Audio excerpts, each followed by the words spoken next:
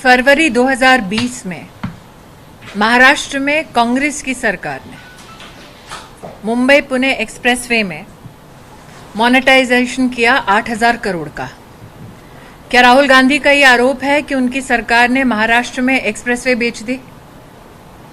साल 2008 में नई दिल्ली रेलवे स्टेशन के संदर्भ में एक आरएफपी तब घोषित हुआ जब केंद्र में कांग्रेस की सरकार थी।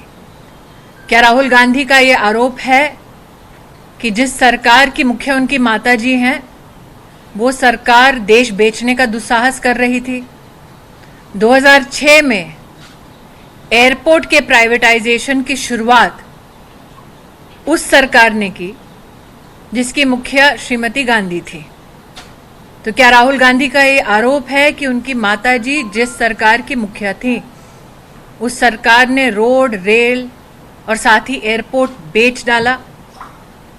आज जिस प्रकार की पॉलिटिकल हिपोक्रेसी का उन्होंने दर्शन दिया, वो इस बात को साबित करता है कि ट्रांसपेरेंटली जिस सरकार ने राष्ट्र की तिजोरी को भरने का काम किया और कांग्रेस के लुटेरों से सुरक्षित किया, उस सरकार पर छींटाकशी करने का राहुल गांधी जी का प्रयास है। मैं ये भी कहना चाहूंगी कि कल जो वित्त मंत्री जी द्वारा घोषणा हुई, उसमें साफ कहा गया है कि सरकार अपनी ओनरशिप को रिटेन करेगी और मोनेटाइजेशन की प्रक्रिया में सरकार की ओनरशिप को मेंटेन करने के साथ साथ ये भी चिन्हित किया गया कि सभी राज्य अपने नोडल ऑफिसर्स इस पूरी प्रक्रिया के लिए घोषित करेंगे। क्या राहुल गांधी का ये मानना है कि वो राज्य की सरकारें भी जो इस प्रकार का मोनेटाइजेशन कांग्रेस के नेतृत्व में कर रही हैं, वो सब अपने राज्यों को बेचने का काम कर रहे हैं? अंग्रेजी में एक कहावत है कि this man's politics begins with hypocrisy, is sustained through arrogance and ends with contempt. और आज इसका साक्षात्कार राहुल गांधी जी ने अपने प्रेस कॉन्फ्रेंस के माध्यम से दिखाया है। गुलाम वो हैं जो आज भी एक खानदान के नीचे राष्ट्र को तोड़ने की बात करते हैं। राहुल गांधी से आपने प्रश्नों की झड़ी लगाई होगी, पूछा उनसे कि कांग्रेस के जो पंजाब के अध्यक्ष हैं वो हिंदुस्तान के बारे में क्या कह रहे हैं?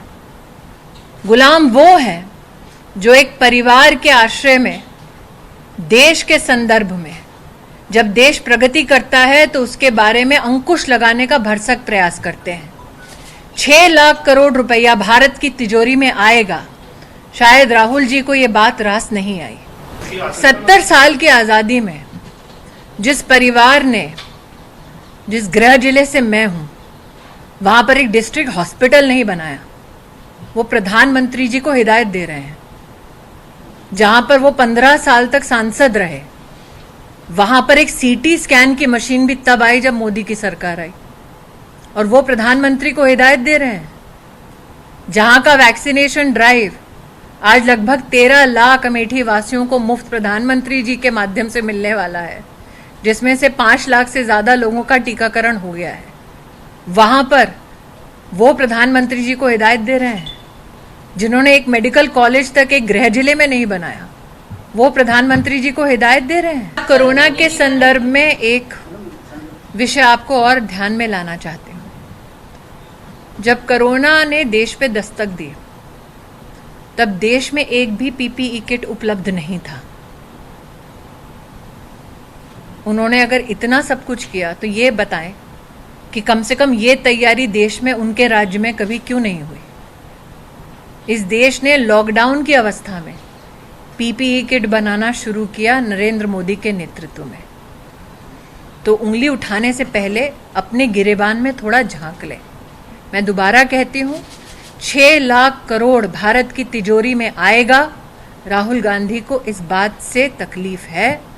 मैं दोबारा कहती हूं, भारत सरकार ने अपनी प्रेस कॉन्फ्रेंस के माध्यम से कहा कि ओनरशिप हर एसेट की भारत सरकार के पास रहेगी। शायद दिक्कत राहुल जी को इस बात की है। मैं दोबारा प्रश्न करती हूं कि जब एयरपोर्ट का प्राइवेटाइजेशन कांग्रेस की सरकार ने किया, जब एक्सप्रेसवे का मोनेटाइजेशन कांग्रेस की सरकार ने किया, जब रेलवे स्टेशन के लिए प्राइवेटाइजेशन के लिए या उसको मोनेटाइज करने के लिए आरएफपी कांग्रेस की सरकार ने निकाला, तब क्या राहुल गांधी देश बेच रहे थे? सभी स्टेक होल्डर्स के साथ, प्रदेश की सरकारों के साथ निश्चित रूप से परामर्श होता रहा है। मेरा प्रश्न ये है कि साल 2006 में जब चिदम्बरम साहब ने खुद दिल्ली एयरपोर्ट को प्राइवेटाइज करने की किवायद की थी, किस किस से चर्चा की थी? तब क्या वो एयरपोर्ट बेच रहे थे, देश बेच रहे थे? ये प्रश्न आज उनके प्रति भी उठता है। देश के 40 करोड़ से ज्यादा गरीबों का बैंक अकाउंट खोला है नरेंद्र मोदी ने। अगर दोस्त आप किसी को कहते हैं तो वो 40 करोड़ जनता नरेंद्र मोदी का परिवार है। देश के 80 करोड़ नागरिकों को मुफ्त राशन दिलवाया है नरेंद्र मोदी ने। अगर आप अभिभावक की भूमिका में उनको देखते हैं तो हाँ, ये 80 करोड़ नागरिक नरेंद्र मोदी का परिवार है। देश में 10 करोड़ परिवारों को आयुष्मान भारत का लाभ मिला है। अगर आप परिजन मोदी का किसी को कहते हैं तो हाँ, ये परिजन है जिनको लाभ पहुंचा है। देश में 10 करोड़ से ज्यादा छोटे किसानों को किसान सम्मान निधि का 1 लाख करोड़ से ज्यादा का रकम जो है उनके बैंक अकाउंट में नरेंद्र मोदी ने पहुंचाया। अगर परिजन आप मोदी का किसी को कहते हैं तो हाँ, वो 10 करोड़ किसान मोदी के परिजन हैं। 8 करोड़ से ज्यादा गरीब औरतों के घर में गैस पहुंचाना, ये नरेंद्र मोदी का राजनीतिक और प्रशासनिक इतिहास है प्रधानमंत्री के नाते। अगर परिजन आप किसी को कहते हैं तो हाँ, मोदी का परिवार, मोदी की बहन वो गरीब औरत है जिसके घर में उज्ज्वला योजना का उपहार पहुंचा। भारत को तोड़ने की जो किवायद अथवा कोई भी टिप्पणी करते हैं वो भारतीय जनता पार्टी का कार्यकर्ता तो क्या, देश का कोई भी नागरिक स्वीकार नहीं करेगा। लेकिन जो सत्ता के भूखे हैं वो ये ना भूलें कि उनकी भी एक संवैधानिक मर्यादा है। इस देश में कभी भी कोई भी व्यक्ति भारत के टुकड़े होने के लिए अपनी मंजूरी नहीं देगा। धन्यवाद।